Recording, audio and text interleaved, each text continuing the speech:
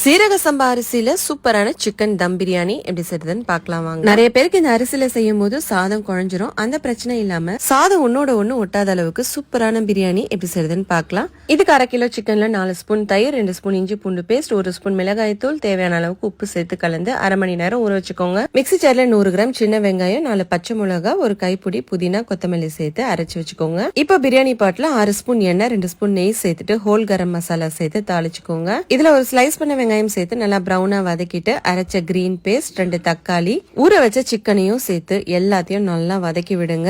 Chicken பாதி அளவுக்கு வெந்ததும் இதுல 1 ஸ்பூன் பிரியாணி மசாலா, இன்னும் கொஞ்சம் உப்பு சேர்த்து இதை நல்லா மிக்ஸ் பண்ணிட்டு 1:2 ரேஷியோல தண்ணி சேர்த்து நல்லா மூடி போட்டு கொதிக்க விடுங்க. தண்ணி நல்லா கொதிக்க ஆரம்பிச்சதும் இதுல ஒரு லெமனோட ஜூஸ், 1/2 மணி நேரம் ஊற வச்ச சீரக சம்பா அரிசியும் சேர்த்துக்கோங்க. நான் 1/2 கிலோ சிக்கனுக்கு 1/2 கிலோ அரிசி எடுத்திருக்கேன். தண்ணி நல்லா கொதிச்சு இந்த அளவுக்கு வந்ததும் இதை மூடி போட்டு இதுக்கு மேல ஒரு வெயிட்டை வச்சுட்டு 10 நிமிஷம் லோ ஃப்ளேம்ல குக் பண்ணி 15 நிமிஷம் கழிச்சு ஓபன் பண்ணி பாத்தீங்கன்னா சூப்பரான சிக்கன் கிரீன் தம் பிரியாணி ரெடி. கண்டிப்பா இந்த ரெசிபியை ட்ரை பண்ணுங்க. தேங்க்ஸ் ஃபார் வாட்சிங்.